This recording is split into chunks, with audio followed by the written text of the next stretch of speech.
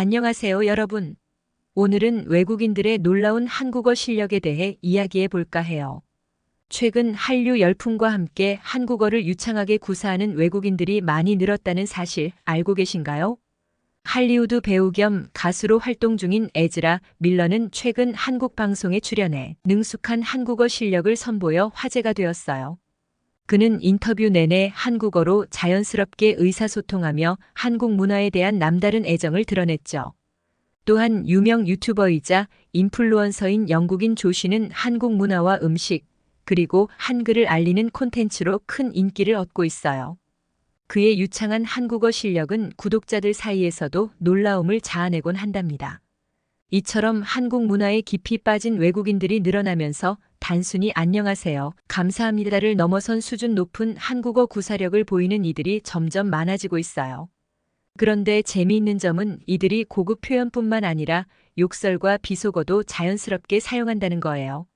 아, 충격적이시죠? 사실 한국 드라마나 영화를 보면 등장인물들이 상황에 따라 욕설을 내뱉는 장면이 종종 나오곤 해요. 특히 격한 감정을 표현할 때 욕설이 더해지면서 사실감을 높이기도 하죠.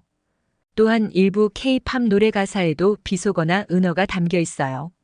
외국인 팬들이 그 노래를 따라 부르면서 자연스럽게 욕설을 익히게 된 거죠. 게다가 한국인 친구들과 실제로 대화를 나누다 보면 일상 속에서도 욕이 오가는 걸 접하게 돼요.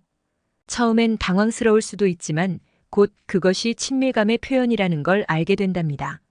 이렇듯 우리의 문화 콘텐츠와 실생활 속에서 자연스럽게 노출되는 한국욕. 이게 바로 외국인들의 독특한 한국어 실력의 출발점이 아닐까 싶어요. 요즘 외국인들이 한국 드라마의 명대사를 외치듯 욕설을 내뱉는 모습, 꽤 익숙해졌죠?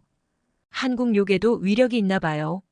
이번 시간에는 외국인들 사이에서 유행하는 한국욕과 그들이 욕을 배우게 된 계기에 대해 살펴보도록 하겠습니다. 한국어 욕은 정말 다양한 상황에서 활용되는데요. 그만큼 표현력이 풍부하다는 게 특징이에요. 같은 욕이라도 어떤 맥락에서 사용되느냐에 따라 그 의미와 느낌이 달라지곤 하죠. 화가 났을 때, 놀랐을 때, 심지어 기쁨을 표현할 때도 욕설이 등장하는데요. 이런 다채로운 쓰임새에 많은 외국인들이 매료된대요. 한 외국인 유튜버는 한국 욕은 마치 만능 양념 같아요. 어떤 말에든 곁들이면 그 표현이 더 강해지거든요라며 너스레를 떨기도 했죠.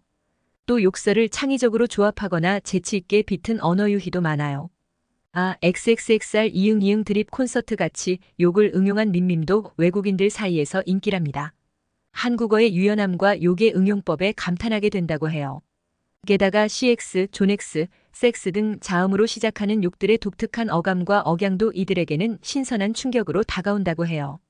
외국인들은 그 묘한 발음을 흉내내는 것에 도전하곤 한답니다.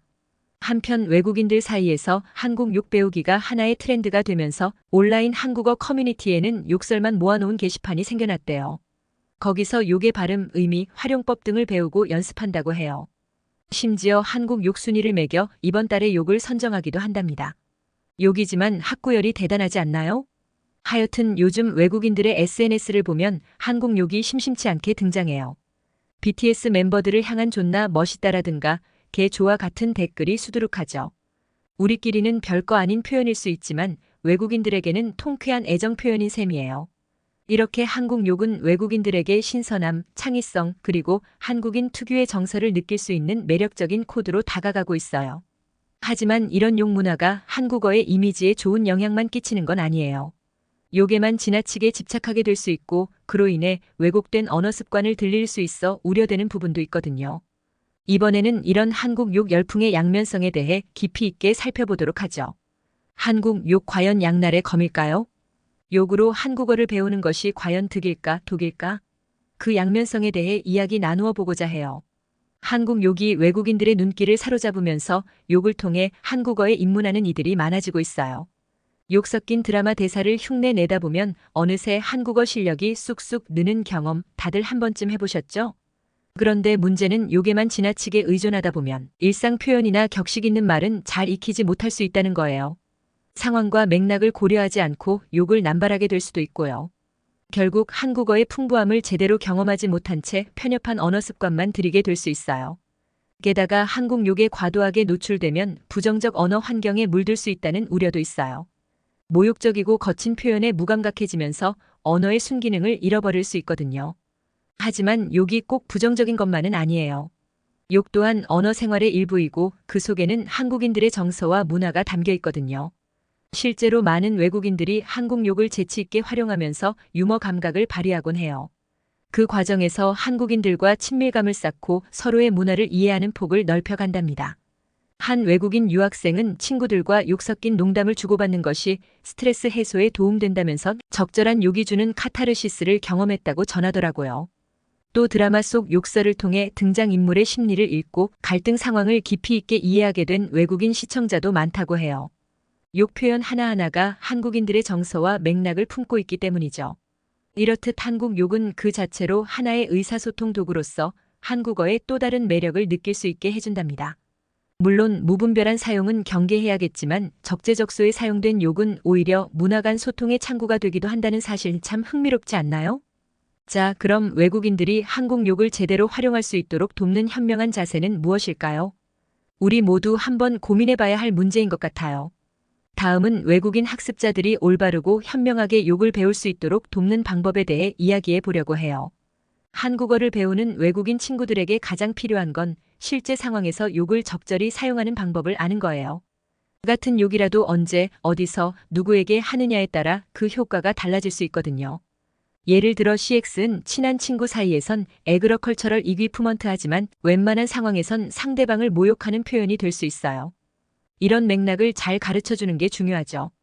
또 존엑스, 지은, 니은 등 욕의 원래 뜻과 비속어로서의 뉘앙스를 분명히 알려줘야 해요. 본래 의미와 욕으로서의 용법을 혼동하면 오해가 생길 수 있거든요. 야이 QWERT와 EUIOPR라고 부르짖는 외국인을 상상해 보세요. 당황스러울 거예요. 무엇보다 공식 석상이나 격식 있는 자리에서는 욕을 자제해야 한다는 점을 강조해야 해요. 아무리 드라마에서 멋지게 써도 면접이나 발표에서 욕은 절대 금물이라고요. 욕의 사용 범위를 분명히 알려주는 게 필수랍니다. 이렇게 외국인들이 상황에 맞는 올바른 욕 사용법을 익히면 한국 욕은 더 매력적인 언어 코드로 발전할 수 있을 거예요. 실제로 지금 이 순간에도 전 세계 곳곳에서 한국 욕이 쓰이고 있어요. 한류 콘텐츠를 즐기는 외국인들 사이에선 이미 일상어가 된 지 오래거든요. 심지어 그들만의 방식으로 욕을 창의적으로 재해석하고 활용하는 모습도 종종 보여요. 우리에겐 익숙한 표현도 그들의 언어로 번역되고 변주되면서 새로운 매력을 발산한답니다. 이렇게 한국 욕은 어느새 세계인들과 소통하는 도구로 진화하고 있어요.